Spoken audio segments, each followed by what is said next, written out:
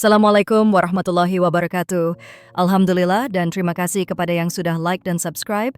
Semoga selalu dalam lindungan Allah dan dipanjangkan keberkahan umurnya. Sebelum menyimak kisahnya, sempatkanlah subscribe channel ini dan tulis salawat Nabi di kolom komentar sebagai tanda penghormatan kita kepada beliau. Di sebuah desa kecil yang terletak di pinggiran rawa, hiduplah seorang pemuda bernama Ismi. Usianya yang baru menginjak 25 tahun seolah tak cukup untuk menghapus derita yang telah mendarah daging dalam hidupnya. Ismi adalah anak seorang petani miskin. Sejak kecil, ia sudah terbiasa dengan kehidupan yang penuh kesulitan. Ayahnya, seorang petani yang rajin, sering jatuh sakit, sementara ibunya telah meninggal dunia beberapa tahun lalu karena penyakit yang tidak terobati. Rumah mereka hanyalah gubuk reyot dari bambu dengan atap yang kerap bocor setiap hujan turun. Ismi sering terjaga di malam hari, mendengarkan tetesan air hujan membasahi dinding gubuk mereka. Meskipun begitu, ia tak pernah mengeluh. Baginya, hidup adalah perjuangan yang harus dijalani, meski terkadang terasa sangat berat. Setiap pagi, Ismi bangun sebelum matahari terbit untuk membantu ayahnya bekerja di ladang. Mereka menanam padi, tapi hasilnya tidak pernah cukup untuk memenuhi kebutuhan sehari-hari. Mereka hanya makan seadanya, dan terkadang hanya memiliki sedikit nasi dan sayur untuk dimakan. Meskipun begitu, Ismi tidak pernah meminta lebih. Ia tahu keluarganya tidak punya pilihan lain selain bertahan dengan apa yang ada. Namun, kehidupan Ismi di desa sering dipenuhi dengan hinaan dan cemoohan dari orang-orang sekitar. Mereka sering mengatakan bahwa ia tidak akan pernah berhasil, bahwa ia hanya anak seorang petani miskin yang tak punya masa depan. "Ismi, kau tak akan pernah bisa keluar dari kemiskinan ini," sering terdengar bisikan orang-orang di desanya ketika ia berjalan. Kadang ia mendengar suara ejekan yang seolah-olah sudah menjadi rutinitas bagi mereka. Mereka mencemooh Ismi karena ia tak mampu berbuat lebih banyak. Semua orang di desa itu memiliki pekerjaan yang lebih stabil, sementara Ismi hanya membantu ayahnya yang sakit dan tidak pernah menghasilkan banyak uang. "Tunggu saja Ismi, kau akan tetap menjadi petani miskin selamanya," kata mereka dengan sinis. Anak-anak desa sering memanggilnya dengan julukan pemuda gagal. Meskipun Ismi terluka mendengar hinaan itu, ia berusaha untuk tetap tegar. Ia tahu hidupnya bukan untuk menyenangkan orang lain. Ia hanya ingin membantu keluarganya, memberikan sedikit kenyamanan bagi ayahnya yang sudah tua dan sakit-sakitan. Namun, terkadang rasa putus asa datang begitu saja saat ia merasa seperti terperangkap dalam hidup yang tidak pernah berubah. Meski begitu, Ismi selalu berusaha untuk berbuat baik pada siapapun yang membutuhkan. Ia tahu bahwa meskipun hidupnya sulit, ia tetap memiliki hati yang tulus. Setiap kali ada orang yang membutuhkan pertolongan, meskipun tubuhnya lelah, ia selalu berusaha membantu dengan sepenuh hati. Baginya, kebaikan adalah satu-satunya harta yang bisa ia berikan. Namun, seringkali ia merasa kebaikannya tidak dihargai, karena banyak orang yang justru mengejeknya lebih keras setelah melihat bagaimana kehidupannya yang tak kunjung berubah. Namun Ismi tetap berharap, di dalam hati kecilnya ia percaya bahwa suatu hari nanti kehidupan yang penuh penderitaan ini akan berubah. Suatu saat, ada kebaikan yang akan datang sebagai balasan atas usaha dan kebaikan hatinya. Dan meskipun ia terus dihina, ia tetap bertekad untuk berbuat baik, karena ia tahu bahwa setiap perbuatan baik, sekecil apapun, tidak akan pernah sia-sia. Pada suatu sore yang mendung, saat langit mulai berubah menjadi kelabu dan angin berhembus kencang, Ismi memutuskan untuk pergi ke rawa. Sudah menjadi kebiasaannya setiap hari, setelah merawat ayahnya di rumah, ia akan pergi mencari ikan di rawa sebagai tambahan penghidupan mereka. Rawa itu, meskipun terkesan angker, menyimpan banyak ikan yang bisa dijadikan makanan sehari-hari. Orang sering menghindarinya karena cerita-cerita seram yang beredar di desa. Ismi tidak takut. Baginya, itu adalah satu-satunya tempat yang bisa memberikan harapan untuk bertahan hidup. Hari itu, langkah kaki Ismi terasa lebih berat dari biasanya. Beberapa hari terakhir, tubuhnya terasa lelah akibat bekerja keras di ladang dan merawat ayahnya yang sakit. Setiap malam, ia tidur dengan perut kosong, hanya ditemani suara angin yang melintasi gubuk reot mereka. Namun ia tak henti berusaha. Dengan langkah pelan, Ismi menuju rawa yang tidak jauh dari desanya. Setibanya di tepi rawa, Ismi merasakan ketenangan yang langka. Meski suasana agak suram dengan awan mendung menggantung rendah, ia merasa damai di sana. Ia mulai melemparkan pancingnya ke dalam air, berharap dapat ikan yang cukup untuk malam itu. Namun, setelah beberapa menit menunggu, tiba-tiba terdengar suara gemerisik di semak-semak di seberang rawa. Ismi yang awalnya tak terlalu memperhatikan, akhirnya merasa penasaran dan memutuskan untuk melihat dari mana suara itu berasal. Saat ia mendekat, matanya terbelalak ketika melihat seekor buaya putih besar terperangkap di antara dua batang kayu besar yang jatuh. Buaya itu tampak kesakitan dan berusaha melepaskan diri, namun tubuh besarnya terhimpit kuat oleh kayu yang menahan pergerakannya. Sosok buaya putih itu terlihat sangat anggun dengan sisik-sisiknya yang berkilau di bawah cahaya yang temaram. Namun jelas terlihat bahwa makhluk itu sedang berjuang dengan keras untuk melepaskan diri. Ismi merasa ketakutan, namun di saat yang sama, rasa kasihan muncul begitu saja di hatinya. Ini tidak bisa dibiarkan begitu saja, pikirnya. Meskipun ia tahu buaya adalah makhluk yang berbahaya, ia merasa bahwa makhluk ini membutuhkan pertolongan. Tanpa pikir panjang, ia berlari menuju buaya itu dengan hati yang berdebar kencang. Ismi mulai mendorong batang kayu besar yang menahan tubuh buaya. Ia berusaha sekuat tenaga, meskipun tubuhnya kelelahan. Setiap dorongan terasa sia-sia, namun Ismi tak menyerah. Ia terus mendorong kayu itu, bahkan sampai tangannya terluka dan pernapasannya mulai terengah-engah. Keinginan untuk menolong makhluk itu lebih besar dari ketakutannya sendiri. Selama berjam-jam ia berjuang sendirian di tepi rawa, mengangkat kayu-kayu itu satu persatu.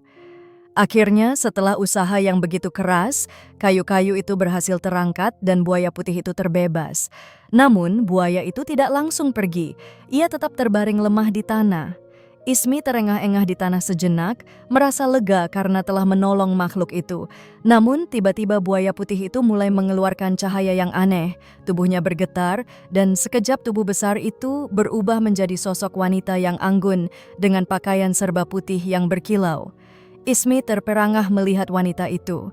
Ia tak percaya bahwa buaya putih yang baru saja ia tolong telah berubah menjadi manusia. Wanita itu memperkenalkan dirinya sebagai Ratu Buaya Putih, penguasa rawa yang telah terperangkap dalam tubuh buaya bertahun-tahun karena sebuah kutukan.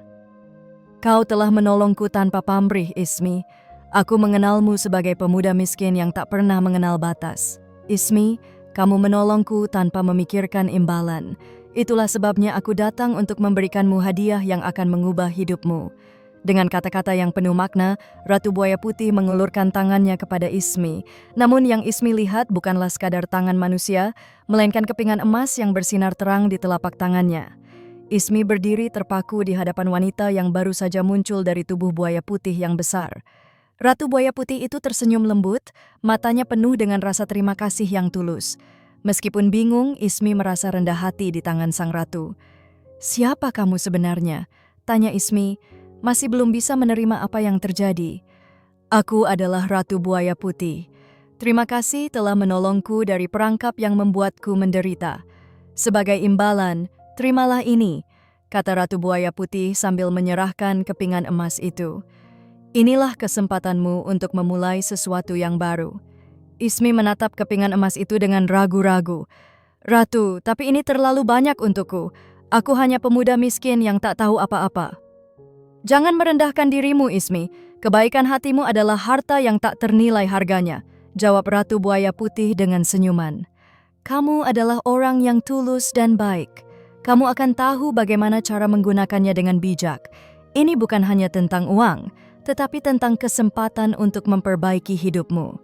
Jangan biarkan dirimu terperangkap dalam kesulitan yang selalu ada. Bangkitlah, buatlah perubahan." Ismi menatap kepingan emas itu lebih lama, merasakan beratnya, bukan hanya secara fisik tetapi juga tanggung jawab yang datang bersamanya. Ia tidak pernah membayangkan bahwa suatu hari akan diberikan kekayaan yang begitu besar setelah hidup dalam kemiskinan. "Ini adalah pelajaran bagimu, Ismi, bahwa kebaikan selalu berbuah manis," lanjut Ratu Buaya Putih dengan suara yang penuh kebijaksanaan. "Gunakanlah emas ini untuk mengubah hidupmu, dan jangan pernah lupakan kebaikan yang telah membawamu ke sini." Ismi mengangguk perlahan. Meskipun masih belum sepenuhnya bisa mengerti apa yang harus ia lakukan dengan kepingan emas itu, ia tahu satu hal, hidupnya kini telah berubah. Tidak hanya karena harta yang diberikan, tetapi karena kebaikan yang telah ia lakukan telah membawanya pada kesempatan yang tidak pernah ia bayangkan. Ratu Buaya Putih menatap Ismi dengan senyuman penuh kasih. "Ingatlah Ismi, kebaikan adalah kunci dari segalanya. Jaga hatimu agar tetap tulus, dan kamu akan selalu menemukan jalan," himbau Ratu Buaya Putih. "Pergilah dan mulailah hidup barumu. Rawa ini akan selalu menyambutmu dengan berkat yang tak terhitung jumlahnya," katanya sebelum menghilang sepenuhnya. Ismi berdiri terdiam di tengah rawa, memandang kepingan emas yang kini berada di tangannya. Hatinya penuh dengan rasa terima kasih yang mendalam, namun juga kebingungan. Ia tahu hidupnya tidak akan pernah sama lagi. Dengan hati yang penuh harapan dan tekad, ia mulai melangkah pulang, memikirkan apa yang harus ia lakukan dengan kesempatan baru yang diberikan kepadanya. Kehidupan Ismi berubah begitu cepat setelah pertemuannya dengan Ratu Buaya Putih.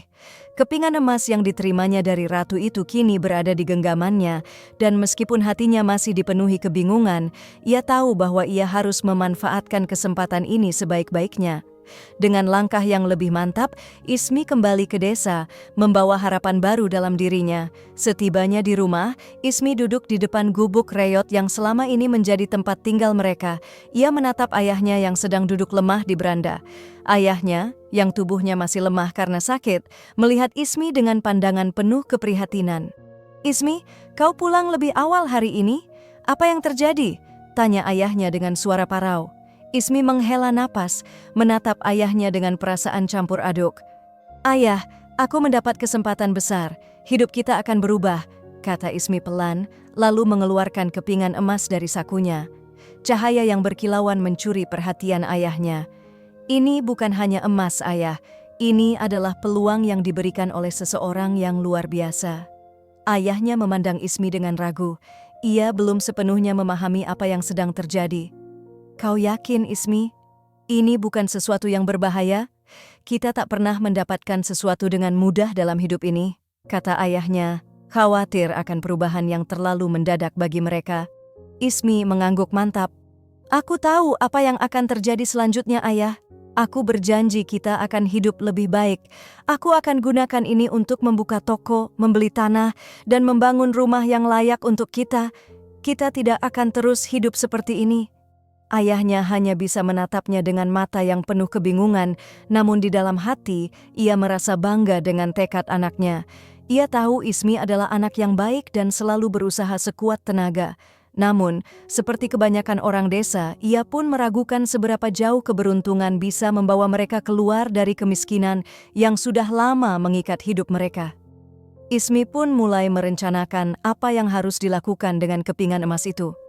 Sebagian ia tukarkan menjadi uang, lalu ia pergi ke pasar dan membeli bahan-bahan untuk membuka toko kecil. Meskipun awalnya banyak yang meragukan, Ismi tidak peduli. Ia terus berusaha mengatur barang-barang yang akan dijual di tokonya dengan hati-hati.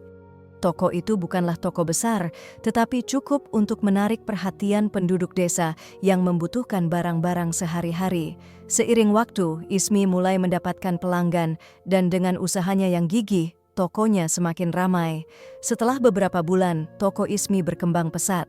Ia berhasil mengumpulkan uang lebih banyak, dan dengan itu ia membeli tanah untuk membangun sebuah rumah. Rumah yang selama ini hanya menjadi impian bagi Ismi dan ayahnya kini mulai dibangun. Meskipun masih sederhana, rumah itu jauh lebih baik daripada gubuk reot yang mereka tinggali sebelumnya. Namun, meskipun hidupnya semakin baik, Ismi merasa bahwa ada sesuatu yang hilang. Ia sering teringat pada Ratu Buaya Putih yang telah memberinya kesempatan untuk mengubah hidupnya. Kadang-kadang, ia merasa rindu akan pertemuan mereka di rawa, berharap bisa berterima kasih lebih banyak kepada ratu itu. Tapi di dalam hatinya, ia tahu bahwa hidupnya kini adalah hasil dari kebaikan dan perjuangan, bukan hanya karena emas yang ia terima. Pelanggan-pelanggan mulai berdatangan. Wajah-wajah yang dulu sering mencemoohnya kini mulai melihat Ismi dengan cara yang berbeda. Mereka mengakui usaha kerasnya dan keberhasilannya membangun sesuatu dari nol. Namun, meskipun orang-orang mulai menghormatinya, Ismi tetap rendah hati. Ia tidak pernah membiarkan keberhasilan baru ini mengubah dirinya. Ia tahu bahwa hidup penuh dengan ujian dan cobaan, dan ia tidak akan melupakan bagaimana ia pernah berada di posisi yang sangat sulit. Ismi terus bekerja keras, berusaha untuk memperbaiki keadaan hidupnya. Tetapi yang lebih penting lagi, ia tidak pernah melupakan ajaran dari Ratu Buaya Putih. Ia selalu berusaha berbuat baik pada sesama, membantu mereka yang membutuhkan. Meskipun ia sendiri baru saja keluar dari kemiskinan, ia tahu bahwa hidup yang baik bukan hanya tentang kekayaan materi, tetapi juga tentang memberi dan membantu sesama. Setiap kali melihat rumah baru mereka, Ismi selalu teringat pada Ratu Buaya Putih. Ia berjanji pada dirinya sendiri untuk tidak menyia-nyiakan kesempatan yang telah diberikan. Ia tahu bahwa meskipun hidupnya telah berubah, masih banyak yang bisa ia lakukan untuk membuat dunia di sekitarnya lebih baik. Hidup Ismi telah berubah drastis sejak pertemuannya dengan Ratu Buaya Putih. Keberhasilan tokonya, rumah baru yang kini mereka huni, dan kehidupan yang jauh lebih baik membuat Ismi merasa seolah ia telah menemukan kebahagiaan yang sejati. Namun, di tengah-tengah segala perubahan positif yang terjadi, ada satu hal yang tak bisa ia hindari. Kenyataan bahwa ayahnya, orang yang selalu mendukungnya selama ini, semakin melemah akibat penyakit yang telah lama dideritanya. Setiap hari Ismi melihat ayahnya yang semakin kurus dan lesu.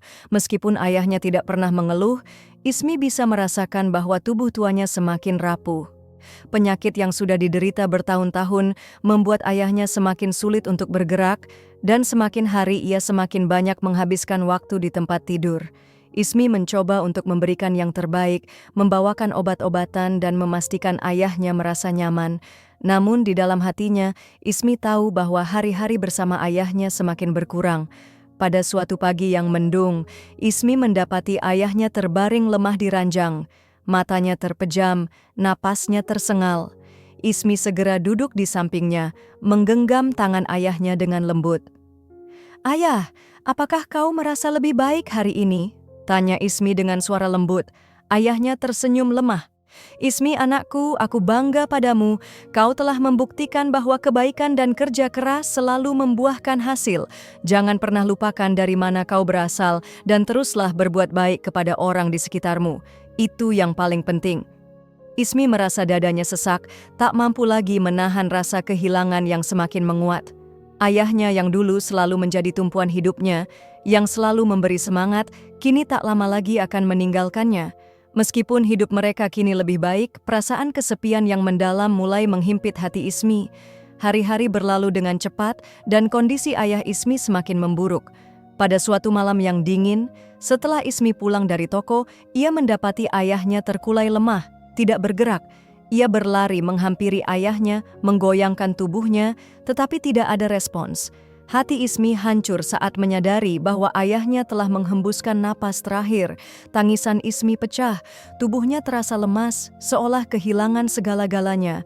Ia merasa dunia seakan runtuh.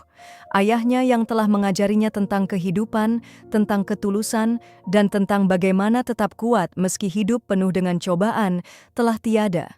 Kepergian ayahnya meninggalkan kekosongan yang tidak akan pernah tergantikan. Dalam kesedihan yang mendalam, Ismi duduk di samping tubuh ayahnya yang sudah kaku.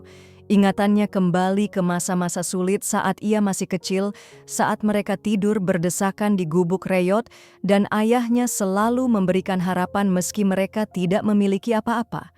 Semua kenangan itu kini terasa begitu berharga. Ismi memandang keluar jendela, menatap langit yang gelap dengan hati yang penuh luka. Namun, di tengah kesedihannya, ia merasakan kehadiran yang aneh, seolah ada seseorang yang menenangkan hatinya. Meskipun hatinya terasa berat dan air mata masih membasahi wajahnya, Ismi memutuskan untuk melanjutkan hidupnya, bukan hanya untuk dirinya sendiri, tetapi untuk menghormati perjuangan ayahnya. Ia akan meneruskan apa yang telah diajarkan ayahnya, berbuat baik kepada sesama, tidak peduli seberapa besar atau kecil langkah yang diambil. Kepergian ayahnya adalah kehilangan yang sangat besar, tetapi Ismi tahu bahwa ayahnya akan selalu hidup dalam kenangan dan dalam setiap kebaikan yang ia lakukan.